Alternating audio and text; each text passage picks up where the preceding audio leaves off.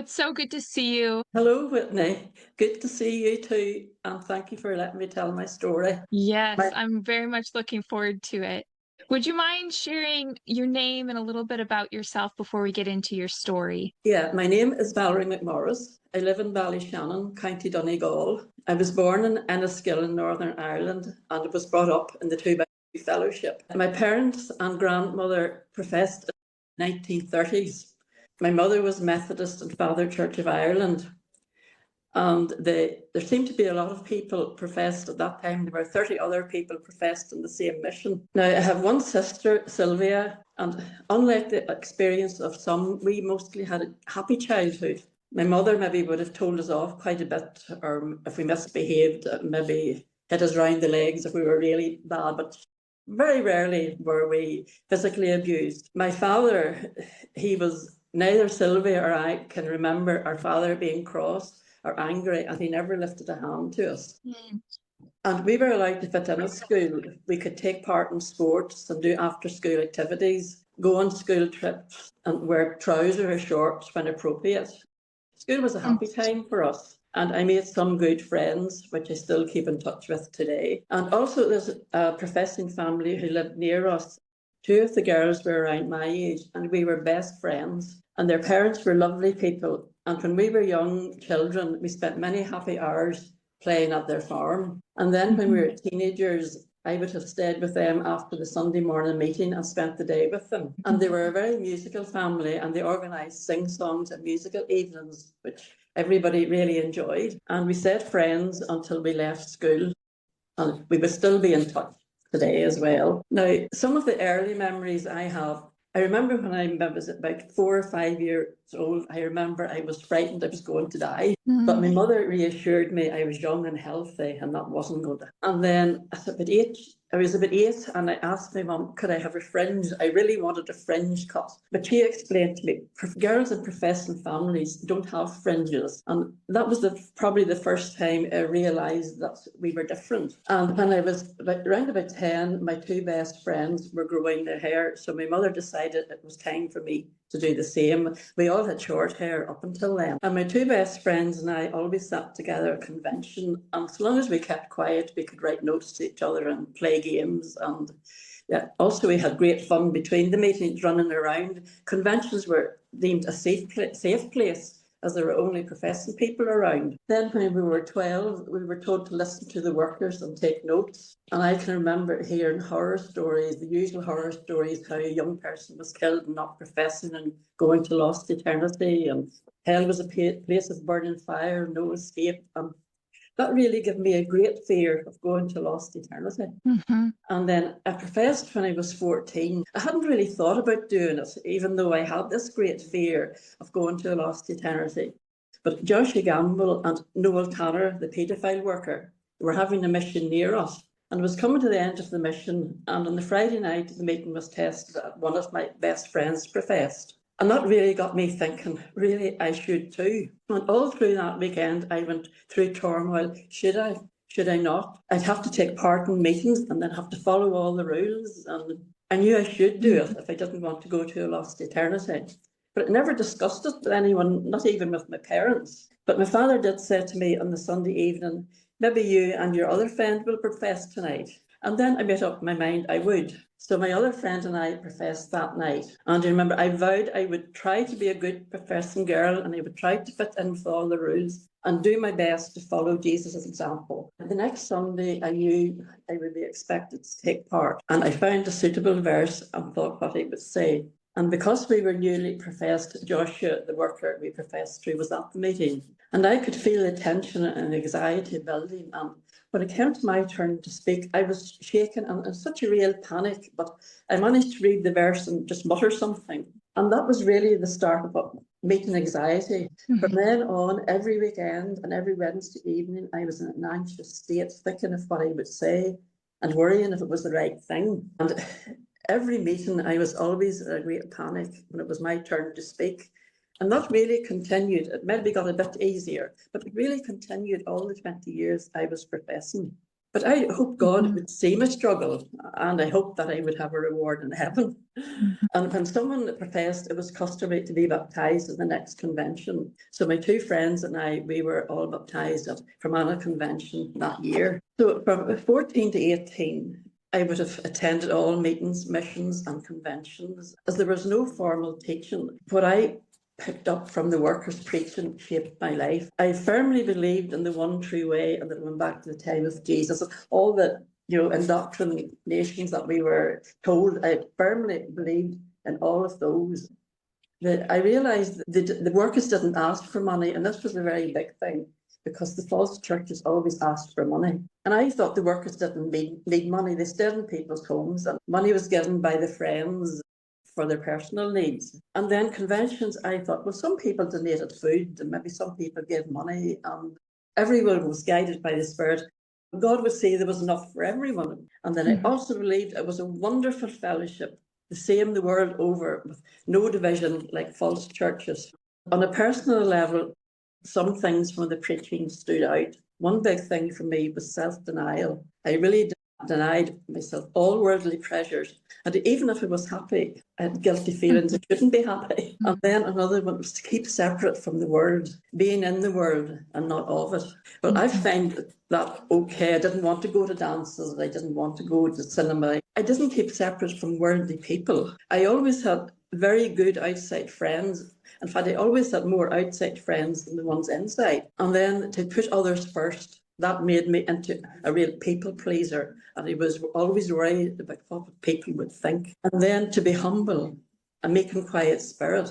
Well, that meant you don't put yourself forward, you sort of stay in the background and be just nice and quiet. And to be perfect like Jesus. I just tried so hard to make everything perfect in my life. But of course, I failed miserably. And I was always trying to do better. And then slow to anger. I tried never to get angry about anything. Just keep calm and don't get angry. And then I sort of learned, so life is a struggle. You're always struggling, but you have to keep struggling, and then you'll have a reward in heaven. And then I was always hoping that I would be good enough for a place in heaven. Yeah.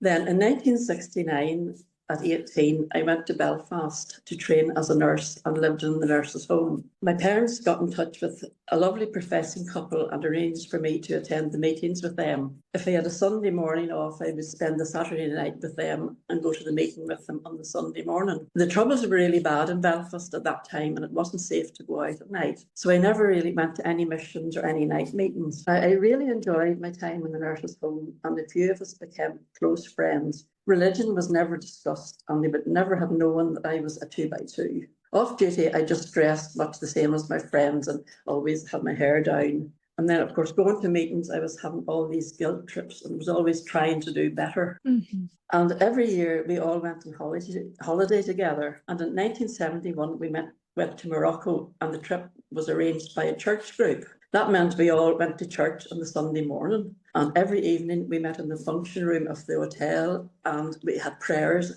and hymn singing. And then afterwards, for the young people, there was music and dancing, and they were a Mhm. really happy group of people. But of course, in my 2x2 mind, they weren't true Christians. They were trying to get to heaven the easy way. And then sometime later, I had another encounter with a Christian group. I met a boy, he was a Christian, and we went out for a couple of months. And he asked me to go with him away for a weekend with his Christian group.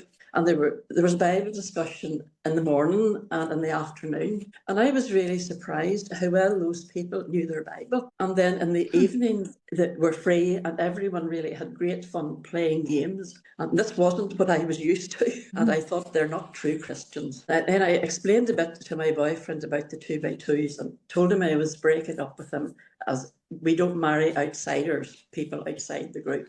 He couldn't understand this, and he couldn't see a problem. He said, we're both Christians. I mean, I'd be happy to go to your meetings. But anyway, I told him I didn't think it would work. Then after we qualified in May 72, so we decided to go to Scotland to do our midwifery training. And in the meantime, I got involved with another unprofessing guy. And of course, I had lots of guilty feelings, but just ignored them.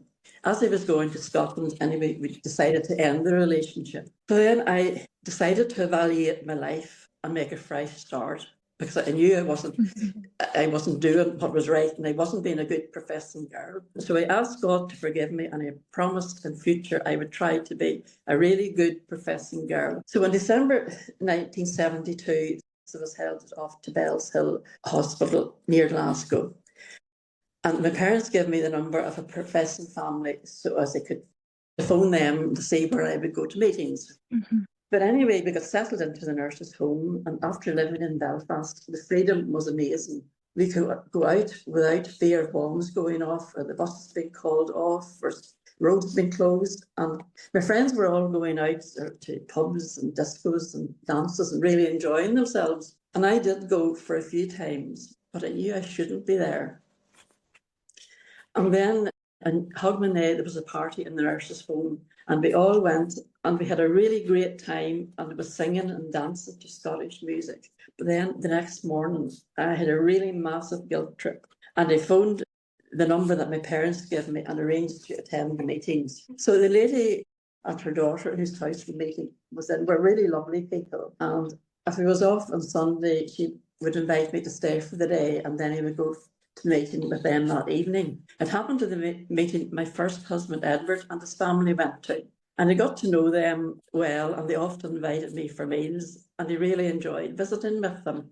But Edward had a girlfriend, so there was no romance at that stage. And I felt I was back on track, and I was going to all the meetings. I was free to go. A few weeks later, I got a phone call from Edward asking, would I like to meet up for a chat? Of course, I agreed, and he explained he had broken up with his girlfriend and he asked me out. And that was the beginning of a romance. So we told our parents and they all seemed happy. And we got engaged in August 1973, planned our wedding for August 1974. My parents were pleased and happy, but Edward's parents were really angry and arguing with him. At one stage, they even threw a bucket of water over him. I was just totally shocked by this because I thought I'd got on well with him. But Edward assured, don't worry, keep a low profile and they'll come round. Because he said the reason for that was they were hoping he would go into work. So after some time, they did come round and we really did get on well. And things went smoothly for the next year. We went over to Ireland and got a hotel and everything booked for the wedding, and all was going to plan. In July, we sent out our invitations. And shortly afterwards, I got a panic phone call from my mother. The workers told her we couldn't have the wedding in an hotel. It was licensed premises. And then I was panicking and I went to see Edward and his parents and told them. So they managed to get in contact with the Irish workers. And after a series of argumentative phone calls, we were all threatened to be put out. That was the term for excommunicating. They were threatened to be put out. So we then contacted Horace, the head worker in Scotland, and he said he doesn't put people out. But the Irish workers, they said if any of my professing relatives attended the wedding, they would be put out. So it was really a stressful time for us. Yeah. And eventually, to keep the peace, we agreed to change the venue. My sister-in-law managed to find an unlicensed venue that could accommodate our 60 guests. Well, it wasn't the venue we planned, but we did enjoy our days celebrating with our family and friends. So we settled into married life, trying to be a good professing couple, and we had 3 lovely sons and we're happy. A few things happened. About 1980, a couple of things came to light. Edward worked in Edinburgh and he discovered a worker was going into a venue that showed porn. To make sure it was him, he actually went and stood at the door and watched. He said it definitely was him, there was no doubt. He was sitting with a drink and watching. But a few weeks later, he found about a high profile, and we discussed this and said, what do we do? And we decided to say nothing. The way was perfect, but the people weren't. And then at Easter 1981, I went to Ireland on holiday with the children. And when I was there, there was a family dispute about land. My father's sister signed land over to him, and for some reason, the workers got involved and said it should go to his cousin. Anyway, I went back to Scotland, but in June, I got a phone call from my father saying he put the land in my name, as the workers were giving him hassle and threatening to put him and my mother out, if they didn't do what they said. And at that time, some of the friends sent a letter to the workers in support of my parents. The workers didn't put them out, but they had a Wednesday night meeting in their home and they removed that, and they told them to go to another meeting on Sunday morning. But except that my mother particularly, taking the meeting out of the home was very upsetting for her. So I went back to Ireland then in July try to sort this out. So the workers decided to put it to the church, according to Matthew 18. So a meeting was arranged at my parents' house. The workers and all the male members of the church arrived, and Bertie Anderson was the man taking charge. So I was going into the meeting with my father. He told me, no, it's brothers only. But I told him I'm going to support my father and help him put his side of the story. And he had a pen and a notebook in my hand. And he said, what are you doing with that? And I said, I had things written on it that I wanted to say. And he said, well, don't write anything down. Anyway, Bertie proceeded with the meeting. He explained his side of the story. And then he said, we'll take a vote. And I butted in and I told him, we haven't put our side of the story to the meeting. And he said, you don't need to. Everybody knows how it is. And he proceeded with the vote. Everyone present voted for the workers. I was totally stunned. And then Bertie proceeds to tell me what I should do with the land. And at that stage, I was just so angry. I just walked out and brought my father. And I just told my parents, right, we'll sort this out between ourselves, my father's cousin. And that's what we did. Then later, I got a very nasty letter from the workers, signed by Hugh Breen, Willie Wilkin and Irvin Pearson. And I was so upset about the letter, I decided to visit Willie Wilkin, who was the head worker, to clear my father's name. But Willie was quite hostile at the beginning. But when I told him what did happen, he said he always had a great respect for my father and he couldn't believe what he was hearing. And he was glad to hear our side of the story. Shortly after, I came back to Scotland, and sadly, Edward was killed in a road accident on the 9th of August 1981. He was working as a special constable with the Central Scotland Police and was on duty. I went through a very difficult time trying to come to terms with his death until after 3 young children aged 6, 3 and a year and 9 months. But my neighbours were amazing and supported me through that time. Although I had many guilt trips thinking, what did I do wrong? Maybe God was punishing me. And I promised I would do better. Then I decided to move house so I had an extra bedroom for my relatives when they came to visit. And my way of coping was just to keep busy and just to keep going. But I found I was becoming really stressed and exhausted, and I started to feel really unwell. Then at Easter 1983, I was in Ireland visiting my parents, and I felt really badly. I kept collapsing and I was passing out, and I thought I was going to die. And I was really fearful. I was going to a lost eternity. And I prayed to God that he would spare me to see my children growing up. Well, I had many different tests, but apart from weight loss, the doctors couldn't find anything wrong with me. And they concluded it was all due to stress and anxiety. And I was admitted to the local psychiatric hospital. And I still really thought I was going to die. And I was so fearful that I wouldn't be good enough for a place in heaven. The nurses must have realised I was fearful, and they got a minister to visit with me. And he talked with me and he said a prayer and gave me a tract with the verse from John 14 on it that said, let not your heart be troubled, neither let it be afraid. And I found that very comforting, and I kept it for a long time. With the treatment, I started to feel better. And the minister visited me again.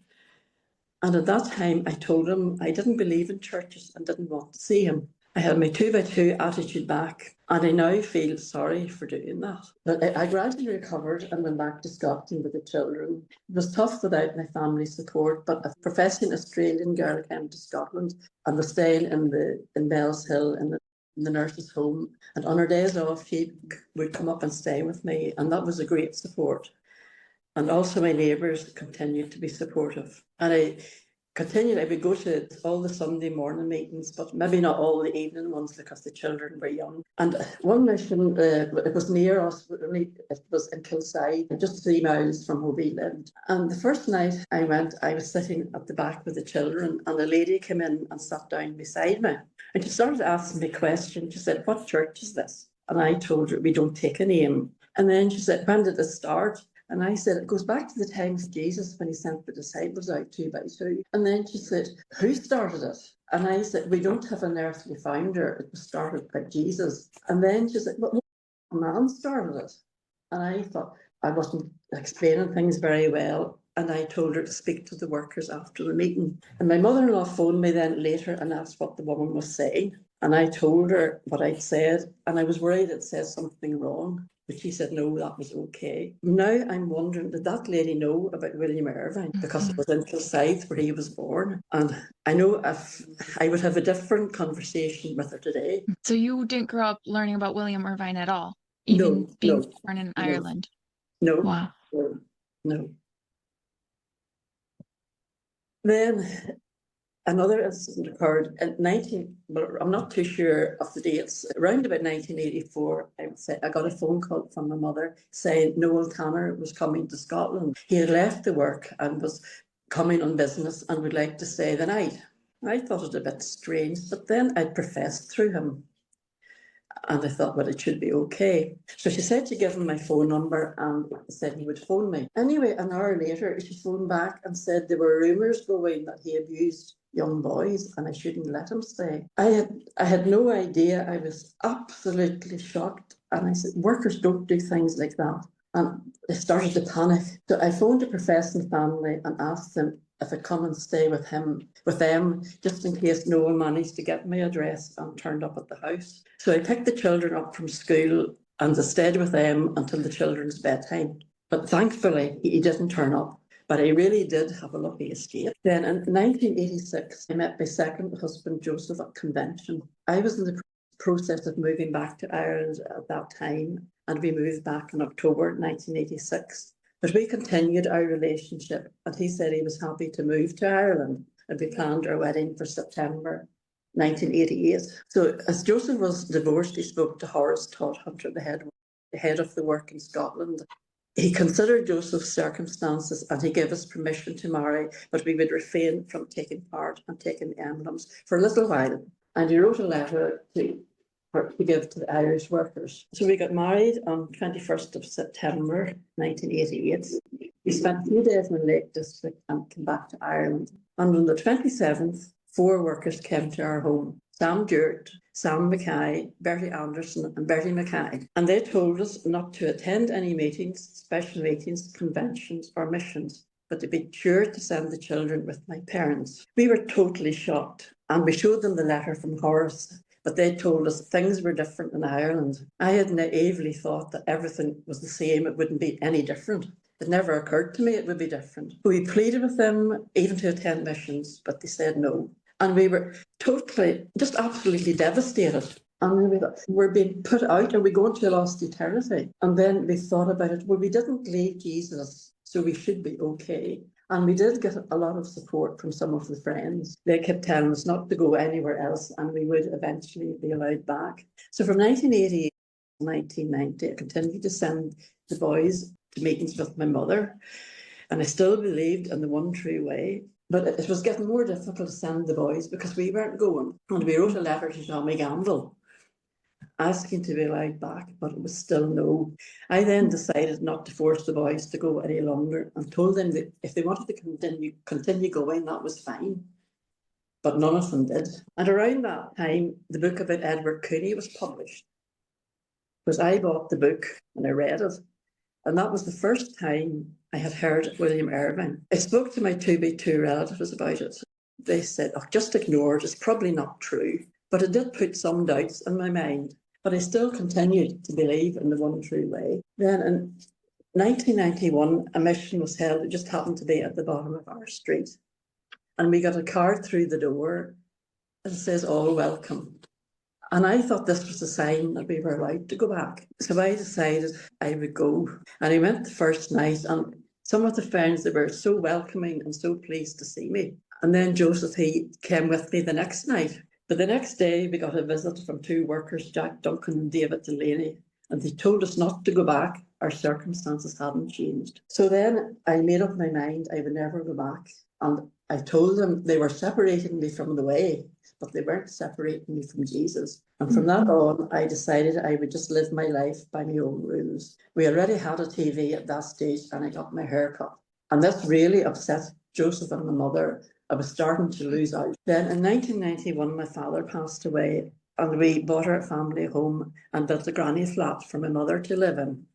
So from 1992 to 1997, things went quite smoothly. I was quite busy at work and the children were growing up and we had some happy times. And then in September 1977, talks on the Cooneites were being given by a Dr. Davies in different churches around Northern Ireland. And there was one in the Baptist church near us, so Joseph and I decided to go. Now that was a real eye-opener for me. We were told their doctrines were not biblical. They differed in so many ways from Christianity, and they had cult tendencies. And then there was a bookstall with some books about them. And I never knew there was anything written about them. So, of course, I bought some of the books. And then I had a discussion with my 2x2 relatives, but they still insisted those things weren't true. And the books were written by people who were bitter and just wanted to cause trouble. But I already had the book about Eric Cooney, and the author was Patricia Roberts, who lived just a few miles from us. And I decided, well,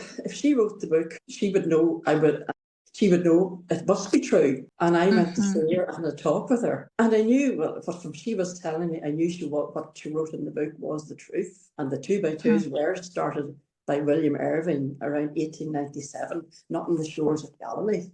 It really started to sink in that was true. Anyway, a few days later, I was listening to Radio Ulster on my way home from work, and the presenter was interviewing Russell Andrews, who had organised the talks, and he was explaining why they were a cult. And I thought, how dare he call the only true way a cult? And I was really quite upset about it. Again, I spoke to my 2x2 relatives, but they said, oh, just ignore it, it's all lies. But anyway, I decided I would go to see Cecil Andrews and complain. Now, I was brought up on the 2x2s, and I know they're not a cult. So it happened, I had a study day in Belfast, and I arranged to see him. So I told him that I didn't like what he said in the radio about the 2x2s being a cult, and that they were the only true way, and they started on the shores of Galilee. But he explained again about being a cult, and also pointed out how their doctrines were not biblical. His wife, in the meantime, she was listening to the conversation, and she asked me, if I died, would I go to heaven? And I told her, well, I hoped I would be good enough. And then she told me, were you not a Christian then? Sort of shocked me. And she went on to explain about salvation by grace, about how Jesus finished work on the cross, and how Jesus died in our place, and how we could have assured. My mind this now was in a whirl. Wouldn't it be great if that was true? And I sort of felt a sense of relief. I wouldn't have to be good enough. And I just, in my mind, I was thinking, I'm just determined to look into this. And when I was leaving, she said, God sent you here today.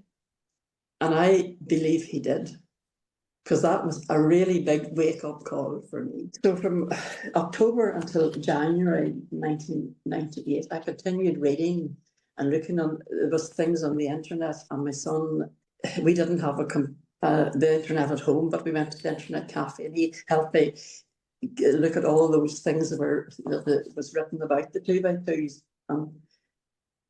I was slowly getting, realising that they weren't the true way. And from that point on, I was on my own.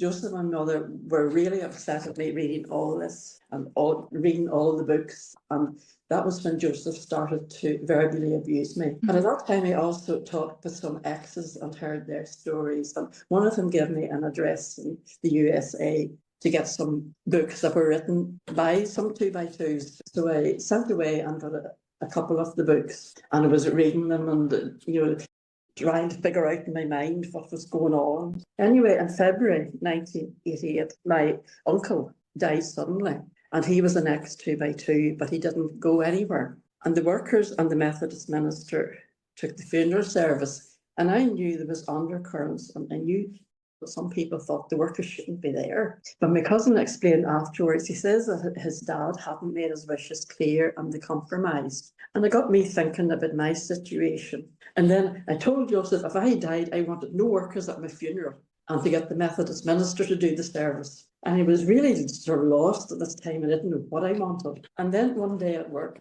I was treating a patient. I knew her husband was an ex-2x2. So I told her I knew her husband and explained briefly my situation. And she said, come up to our house after work and my husband will have a talk with you. So that's what I did. And we were led to believe that her husband left the meetings because his wife gave him a hard time and he wanted to keep the peace at home. Discovered that was not true. He left the meetings because he realised that their doctrines were not right. But anyway, he was a really good talk to me, and he told me to find peace, I really should go to a good church. Well, I knew I should, but I just couldn't. Maybe it was possibly because of all the indoctrination about, churches were false and they weren't true Christians. And I continued to get really stressed about my situation. I wasn't sleeping at night. And I now felt, well, I'm just at the rock bottom. My 2x2 life was gone. I had no family support, and everything I believed in was gone. And I just prayed and I asked God to help me, and that I would go to a church if that's what I should do. And I also found saying the Lord's Prayer was helpful, because we were always told the Lord's Prayer was being repetition. And I just realised this was awful. And I found saying the Lord's Prayer, it helped me. Anyway, the next day I went to work and I was just totally stressed. And I knew I wasn't concentrating properly. So I asked my doctor for some time off. And then I'm at home and I decided to contact the Methodist minister who took my uncle's funeral, because he really made a good impression on me when he was taking the service. So I phoned him and I made an appointment to see him. I explained my situation to him and he said he would have no problem, he would accept me as a Christian in his church, and suggested that when I felt well enough to go to church, his wife would pick me up and take me for the first time. And in the meantime, he said he and members of the church would be praying for me. So when I was feeling better, that's what happened. The minister's wife came and she picked me up and took me to church the first morning. And it was a really big step for me, but I knew it was the right thing to do. I didn't know what to expect, but I went with an open mind and I enjoyed the service. And I really could feel the Lord's presence with me. But when I arrived home, my mother and Joseph gave me such a lot of abuse. How could I do such a thing? I was trying to get to heaven the easy way. There was a false church. How could I believe in that? And then my mother told me she was going to die. I caused her so much trouble and she had stomped out. Yes, then Joseph, he said he was leaving me because I had betrayed him, believing the truth, and off he went in the car somewhere. And I was left. I was just totally stunned, and I didn't know what to think. And I thought, well, maybe I shouldn't have gone. And it happened just a wee while later. Someone knocked on the door, and it was a man who ran Christian meetings, and he would often call and invite us to the meetings. But this time I asked him in, and I told him what happened. And he assured me that I had done the right thing. And he said a prayer with me. And again, I could just feel the comfort of the Lord's presence. So I started to go to church every Sunday and I talked with other Christians and went to different meetings. And it was wonderful to know that there were other Christians, not just the chosen few. And around that time, the Faith Mission were holding meetings around the Fermanagh area. And I went to most of their meetings, probably because it felt familiar and it was much the same as a 2x2 mission. And they did preach the gospel message. Then in September 1998, our church ran the Alpha course. And it was really the first time I'd been at Bible study with other Christians. And I was really surprised at how open and how honest they were and how they gave their opinions without any fear or criticism. So different to what I was used to. And then I just realised how conditioned I was to suppressing my emotions. And I really felt out of place. I thought, well, I can never fit in. But anyway, I continued and I really enjoyed the Alpha course. But during that time, I started to get awful abuse from Joseph and sometimes from my mother. And it was relentless. I could sometimes go on for hours. Maybe a couple of examples of what they would say. I was off my head and going to end up in, which was the local mental hospital. And I shouldn't write things down. The spirit wasn't with me. The devil had blinded me. And he had never seen it. And why can't he sit at home and wait to be asked back? And he was out of my mind. I was uncontrollable. It just went on and on. But I just continued going to many different meetings. And I felt really stressed, but I felt I had to go because I didn't want to. I just felt I was being dragged back. I didn't want to be dragged back to the 2x2s. Anyway, the abuse took a terrible toll on my mental health. Ronnie, my now husband, was a family friend and had just left his wife, and he told me to leave my marriage and he would look after me. But up to that point, I felt I had to stay in and hope that Joseph would realise that the 2x2s were not the true way. And I felt it would be wrong to end my marriage. Abuse continued and was getting worse. Joseph, he threatened to burn all my books and all my Christian literature, and he threatened to shoot the minister and then me. Eventually, I just couldn't take it anymore. But I packed my bags and he moved in with Ronnie. Now, I'll say at this point, immediately Joseph was allowed back to me.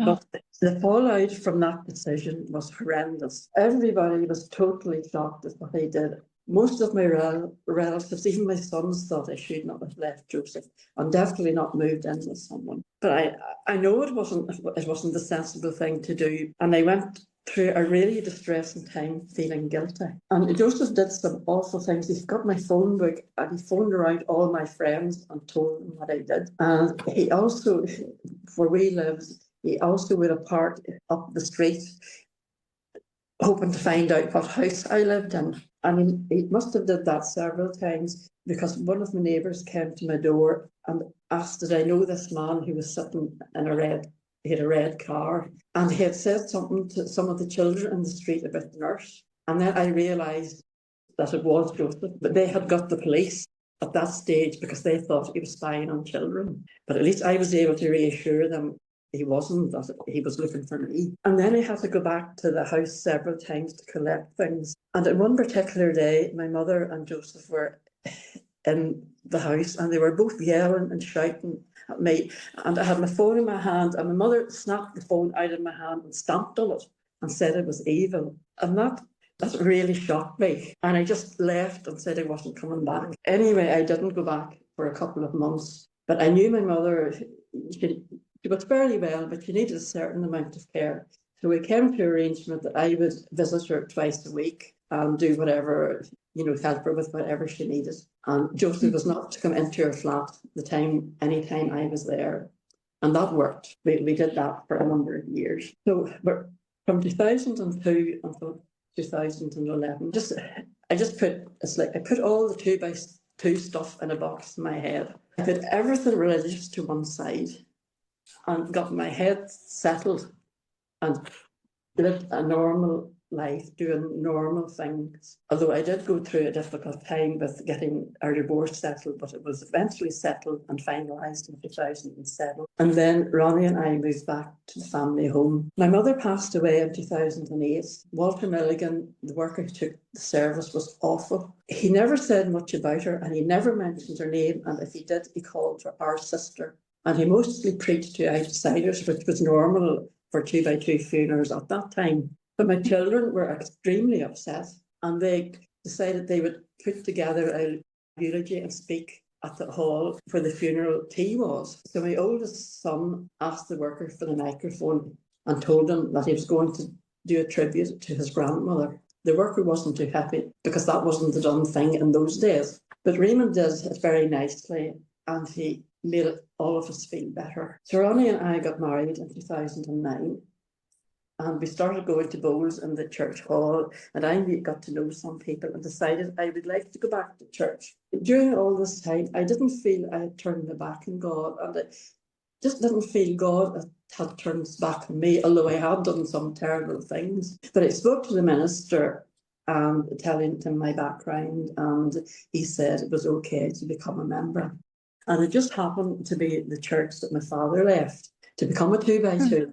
And I just felt it was good going to the church that my ancestors went to. I just made this decision I would go once a month and not get stressed. Right, and I seem to be going on a bit. Is that all right?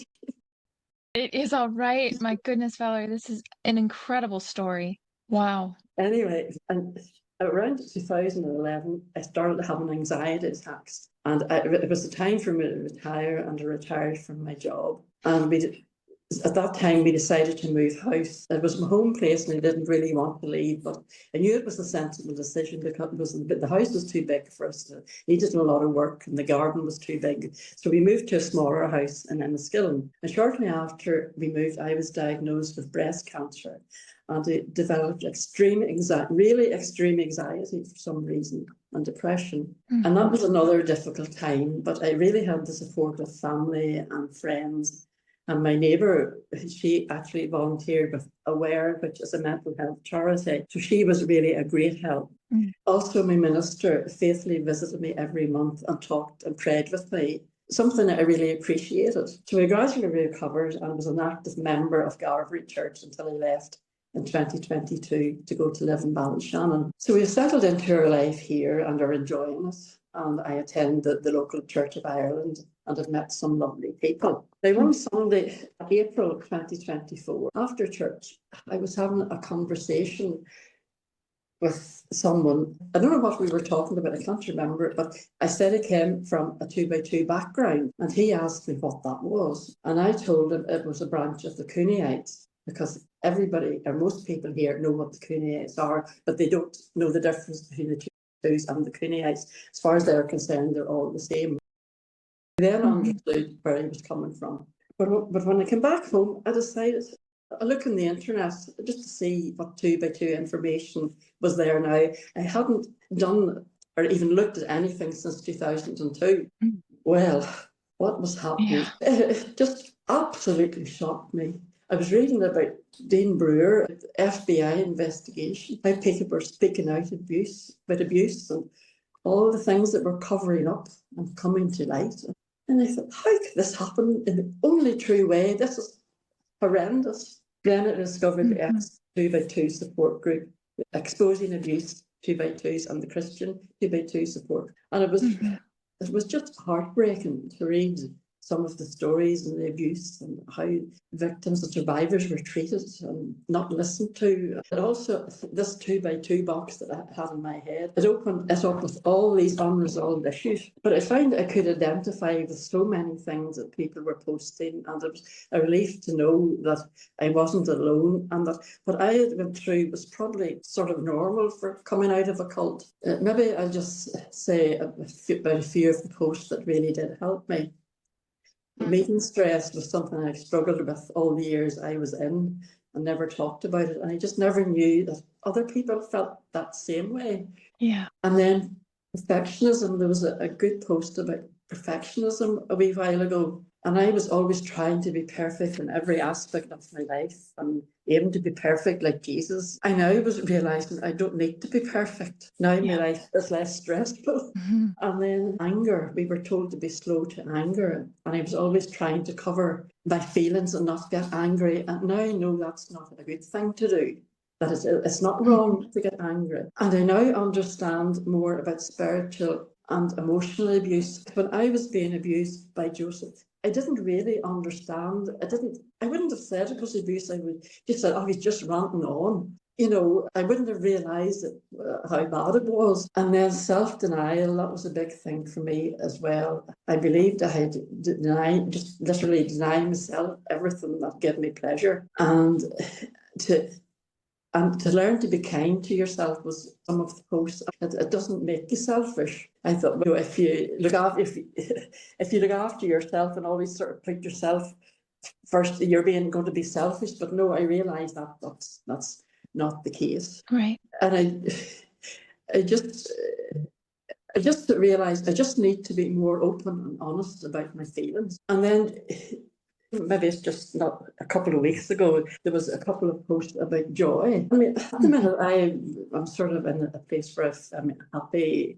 I like where I live. But I was in this, you know, I was maybe sitting on the beach and it was a lovely day and enjoying the waves. I was at this, I shouldn't be feeling so joyful, or I shouldn't feel joy. But now, after reading that post, I can feel that joy. And I mean, it's not, I can feel joy and I don't feel guilty. You don't need to feel guilty about having me joyful moments.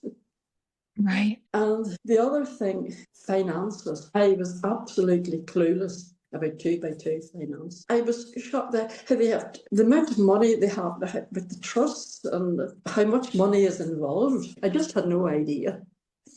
And then that made me think back to the land dispute. Now, my father's cousin wasn't married. And I'm beginning to think, had the workers some idea? Well, I'm only thinking that maybe they could have got, when she passed away, maybe they could have persuaded her to leave the land and they would get the money from it or something. I don't know, but maybe. Maybe. Wow. Yeah, but when I left in the 1990s, it was really because of all the lies and the cover-ups and the lies about the beginnings, and that their doctrines weren't biblical, and we were led to believe we had to work for our salvation and that we only had a hope of heaven, no assurance. And now with all the CSA and all this coming out and all the cover-ups over the years. It just made me wonder how anyone can stay in such a corrupt organisation. And then I thought of my 2x2 relatives who are still in and thought they mustn't know about all this. Surely they would have said something. And you thought, well, maybe should I? But in July 2024, something happened in our family that totally, it absolutely shocked me. And the far-reaching effects of what happened are just absolutely horrific and heartbreaking. It's not my story to tell, so I won't say anything more about it, but it did have a profound effect on me. And it just made me realise how toxic the silent culture of the 2x2s really is. And I decided from now on, I will not be silent. I will speak out at every opportunity. So brave, Valerie. And that is one of the reasons why I spoke to the journalist from the Scottish Daily Mail in August 2024.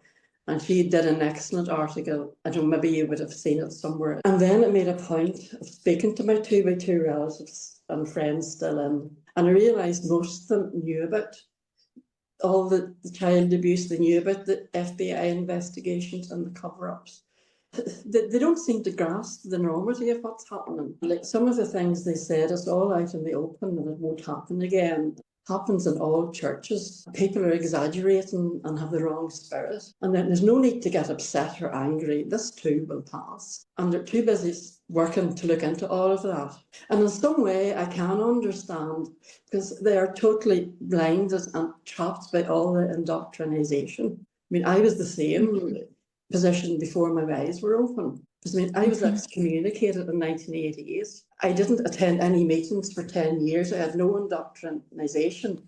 But it still took 10 years for me to realise that the truth was built on lies and not the only true way. So in the meantime, I say a prayer for them and bring them before God most days and pray that God will open their eyes. Wow. But since I decided to speak out, my sister and I have had great discussions. She left home at 18 to train as a nurse, the same as me. But she felt she was living a double life. She was enjoying herself. And she also had meeting anxiety. And she just felt she couldn't do it any longer. So she arranged to see the worker she professed through, Walter Milligan. And she told him she was leaving. And I think she was really brave to do that. I think I would just have left and said nothing. But anyway, we never really have spoken about our experiences before. But now it's just so good to have someone who really understands and to talk to, especially when something triggers me. Yeah. Then I have also spoken to some ex-2x2s. Most ex-2x2s I find are willing to speak. A lot of them would have stories, and some of them traumatic ones. But one of my aunts, her particular story, she married my uncle way back. It was back in the 60s, and he wasn't professing. But my grandmother passed away, and my uncle would have been vulnerable. And the workers had a mission, especially for them, in the hope that they would profess. But my aunt, she was brought up Church of Ireland, and she had no intention of ever going to meetings. And they put so much pressure on it. I mean, I've heard of people being love bombed, but this was real coercion. Even my father was coercing her to attend meetings and to try to get her to change a 2x2. She was really, I mean, she had only told me this recently, and she really was traumatised by the whole experience. But she would have really been dead friendly with my aunt, who would be her sister-in-law. But she felt she could never get close to her, not in the way she could get close to her other friends. And she described it as there was some invisible wall between me and my sister-in-law. And I think that's a really apt description, because I'm on the outside now, and I'm closer to my non-professing relatives and friends. And I have never been shunned, thankfully, but there's this sort of invisible barrier between us. Yeah. And my sons and I, we have had some great conversations too about how they felt when they were only young, but they still were infected in some ways. The big thing was no TV, and they found it was harder to interact with their school friends because they were discussing what was on TV. Because back in the 80s, there was no other, that was the main entertainment. There was no sort of computers or no games or nothing like there is nowadays. He said meetings were boring. They had to just sit through them, and conventions were even worse, sitting on the hard benches. And they felt children were catered for, that they were expected to follow the rules and behave like young adults. And then when they were around meeting people, they felt they really had to present themselves as being perfect, and they were afraid to speak in case they said something wrong. And it really affected their relationship with their grandmother, as they had to hide what they were doing because she wouldn't approve. I'll just tell you a couple of things.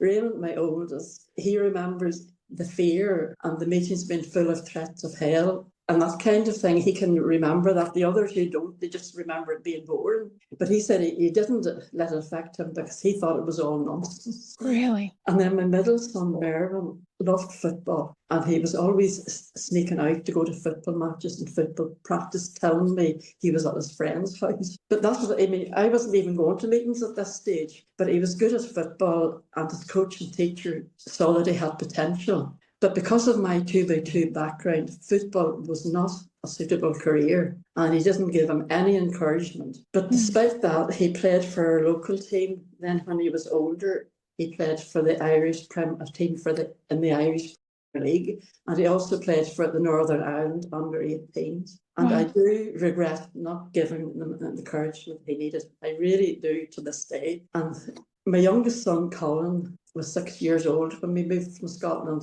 to live in Northern Ireland. My best professing friend from years ago, her son was in the same class as Colin at school. And one day during the RE class, the teacher went round the class asking them what church they went to.